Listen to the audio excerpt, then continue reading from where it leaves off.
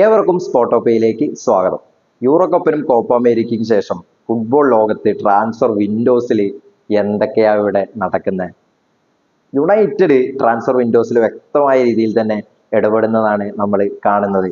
അവരുടെ പെട്ടിയിലുള്ള ഓരോ ആണികളും കൃത്യമായ രീതിയിൽ തന്നെ അവർ ഉപയോഗിക്കുന്നുണ്ട് എന്നുള്ളതാണ് സ്പോട്ടോപ്പിയയ്ക്ക് തോന്നുന്നത്. സിറിക്സിയെ, നെതർലാൻഡ് താരമായിട്ടുള്ള സിറിക്സിയെ അവരവരുടെ തട്ടകത്തിലേക്ക് എത്തിച്ചു കഴിഞ്ഞു.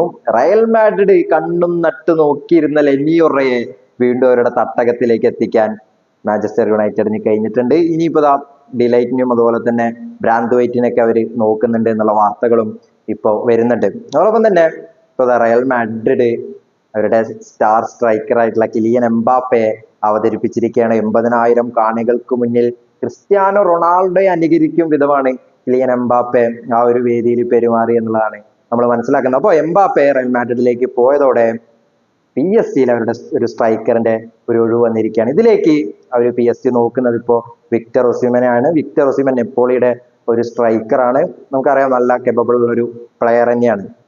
അപ്പൊ ഇനി എന്തായാലും ആ ഒരു ഡീല് ഏകദേശം ഉറപ്പായി കഴിഞ്ഞു. അടുത്തത് ഇപ്പൊ നെപ്പോളി വിക്ടർ ഒസിമനെ PSG കൊടുത്തു കഴിഞ്ഞാൽ നെപ്പോളിയെ സംബന്ധിച്ചിടത്തോളം ഒരു സ്ട്രൈക്കറിന്റെ ഒരു അഭാവം അവിടെ ഉണ്ടാവും. അപ്പോ റൊമേലു ലുക്കാക്കുവിനെ ആയിട്ടുള്ള ഡീലിങ്ങൾ നടന്നുകൊണ്ടിരിക്കുകയാണ്. അവര് ചെൽസിയിൽ നിന്ന് റൊമേലു ലുക്കാക്കുവിനുള്ള ചർച്ചകൾ ഇപ്പോൾ സജീവമായിട്ടുണ്ട് എന്നുള്ള വാർത്തകളാണ് പുറത്തു വരുന്നത്.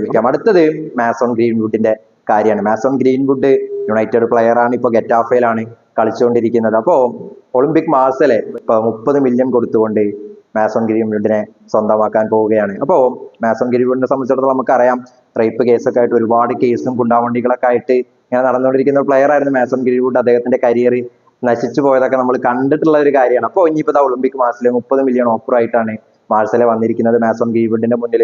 യുണൈറ്റഡിനെ സംബന്ധിച്ചിടത്തോളം ഒരുപാട് താരങ്ങൾ അവർ വാങ്ങിയിട്ടുണ്ട്. അപ്പൊ ഇനി ഒരുപാട് താരങ്ങളെ അവർക്ക് വിറ്റഴിക്കേണ്ടതുണ്ട്. അപ്പൊ അതിലൊരു പ്ലെയർ ആണ് മാസൺ ഗ്രീൻവുഡ് എന്നുള്ളതാണ് നമ്മൾ മനസ്സിലാക്കുന്നത്. അടുത്തത് മോസോ ഡയാബി എന്ന് പറയുന്ന ആസ്റ്റൺ വില്ലയുടെ വിങ്ങർ ആയിട്ടുള്ള പ്ലെയർ ഇപ്പൊ അൽ ഹിത്തിഗാദിലേക്ക് പോവുകയാണ് എന്നുള്ള വാർത്തയാണ് ഇപ്പോൾ പുറത്തു വരുന്നത്. ഇപ്പൊ നമുക്കറിയാം, മോസോ ഡയാബി എന്ന് പറയുന്ന ഒരു ഫ്രഞ്ച് വിങ്ങറാണ്. പുള്ളിക്കാരന് നല്ല രീതിയിലുള്ള കേപ്പബിലിറ്റി ഉണ്ട്, അതുപോലെ തന്നെ ഒരുപാട് നല്ല പൊട്ടൻഷ്യൽ ഉണ്ട്. അപ്പോൾ അൽ ഹിത്തിഗാദിലേക്കൊക്കെ പോകുന്നത് പ്രത്യേകിച്ച് അദ്ദേഹത്തിന് വലിയ രീതിയിലുള്ള ഒരു ഗുണമൊന്നും വരുത്തില്ല എന്നുള്ളതാണ് എനിക്ക് തോന്നുന്നത്. പൈസ മാത്രം കേന്ദ്രീകരിച്ച് അദ്ദേഹം ഇപ്പൊ അങ്ങോട്ട് പോകുന്നുണ്ടൊന്നും വലിയ കാര്യമില്ല എന്നുള്ളതാണ് എനിക്ക് തോന്നുന്നത്. ഞാൻ സൗദി ലീഗിനെ വ്യക്തമായ രീതിയിൽ അങ്ങോട്ട് വിമർശിക്കല്ല കേട്ടോ. പക്ഷെ അദ്ദേഹത്തിന് കുറച്ചും കൂടിയൊക്കെ യൂറോപ്പിൽ നിന്ന് കളിച്ചുകൊണ്ട് നല്ല ഗെയിം റീഡിങ് കേപ്പബിലിറ്റി ഒക്കെ വളർത്താനുള്ളൊരു ഒരു കഴിവുണ്ട് എന്ന് മനസ്സിലാക്കിക്കൊണ്ടാണ് ഞാൻ അങ്ങനെ പറയുന്നത്. ഇപ്പൊ നമുക്കറിയാം, കാൻഡെ ക്രിസ്ത്യാനോ റൊണാൾഡോ ഒക്കെ കളിക്കുന്നത് സൗദി ലീഗിലാണ്. അപ്പൊ ആ സൗദി ലീഗ് എന്ന് പറയുന്നത് നല്ലൊരു ലീഗ് തന്നെയാണ്. പക്ഷേ പൈസ മാത്രം നോക്കിയും കൊണ്ട് അങ്ങോട്ട് പോയത് കൊണ്ട് കാര്യമില്ല എന്നുള്ളത് കൂടി പറയണം എന്നുള്ളത്. അതുകൊണ്ടാണ് ഞാൻ ഈ കാര്യം പറഞ്ഞിട്ടുള്ളത്. അപ്പൊ ഇനി അടുത്തത് അൽവാരോ മൊറാട്ടയുടെ കാര്യമാണ്. അൽവാരോ മൊറാട്ട എങ്ങോട്ടാ പോയിട്ടുള്ളത്? AC മിലാനിലേക്ക് ചേക്കേറുകയാണ്.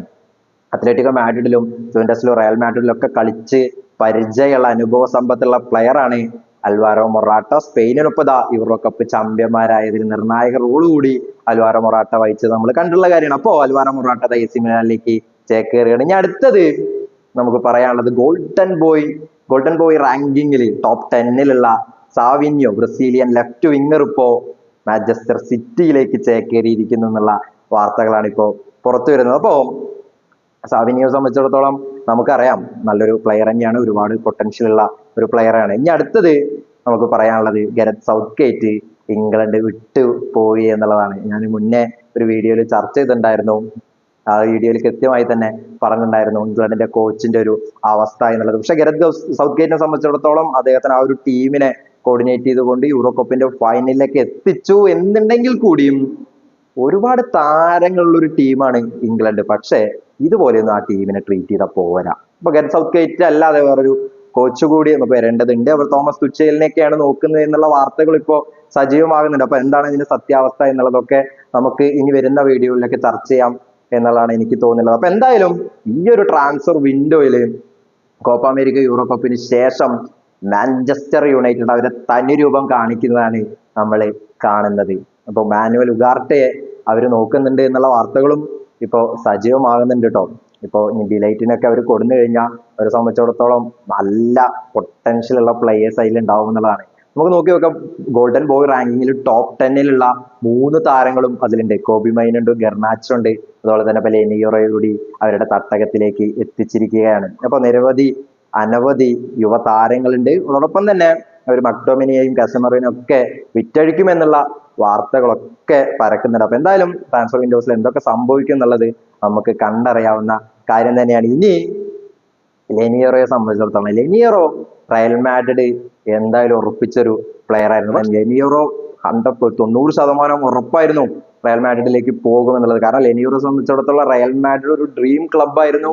അദ്ദേഹത്തെ സംബന്ധിച്ചിടത്തോളം നമ്പർ 1, നമുക്കറിയാം റയൽ മാഡ്രിഡ് എന്ന് പറയുന്നത് number 1 team in the world history ആണ്. അങ്ങനെയുള്ള ഒരു ടീമിലേക്ക് പോകാൻ ഏതൊരു താരവും ആഗ്രഹിക്കുന്നു. പക്ഷേ ലെനിയറെ സംബന്ധിച്ചിടത്തോളം അവസാന നിമിഷത്തിൽ ഒരു നേരം ഇരുട്ടി വെളുത്തപ്പോ തന്നെ അദ്ദേഹത്തിന്റെ തീരുമാനം മാറി. അദ്ദേഹം മാഞ്ചസ്റ്റർ യുണൈറ്റഡിലേക്ക് ചേക്കേറിയിരിക്കുകയാണ്. അപ്പൊ ഈ ഒരു സംഭവം എന്താണ് എന്നുള്ളത് നമ്മൾ അടുത്ത വീഡിയോയിൽ ചർച്ച ചെയ്യുന്നതായിരിക്കും. ലെനിയറെ മാത്രം കേന്ദ്രീകരിച്ചുള്ള ഒരു വീഡിയോ. അപ്പൊ എന്തായാലും നമുക്ക് ആ വീഡിയോയിൽ അതിനെക്കുറിച്ച് കൂടുതൽ കാര്യങ്ങൾ പറയാം. അപ്പൊ ഇനിയും ട്രാൻസ്ഫർ വിൻഡോസിൽ വലിയ വലിയ മാറ്റങ്ങളും വലിയ ബിഗ് ബ്രേക്കിംഗ് ന്യൂസുകളൊക്കെ ഉണ്ടാവും എന്നുള്ളത് തന്നെയാണ് നമ്മുടെ പ്രതീക്ഷ. അതൊക്കെ ആയിട്ട് വീണ്ടും സ്പോട്ടോപ്പിയ നിങ്ങൾക്ക് മുന്നിലേക്ക് വരുന്നതായിരിക്കും. അപ്പൊ എന്തായാലും ഈ വീഡിയോ ഇവിടെ പൂർണ്ണമാവുന്ന. വീഡിയോ ഇഷ്ടപ്പെട്ട് കഴിഞ്ഞാൽ ഒന്ന് ലൈക്ക് ചെയ്തേക്കാം. ഞങ്ങളുടെ ചാനൽ സബ്സ്ക്രൈബ് ചെയ്യുന്ന കാര്യം ഒന്ന് മൈൻഡിൽ വെച്ചേക്കാം. അപ്പൊ പുതിയൊരു വീഡിയോ ആയിട്ട് വീണ്ടും കാണാം. അതുവരേക്കും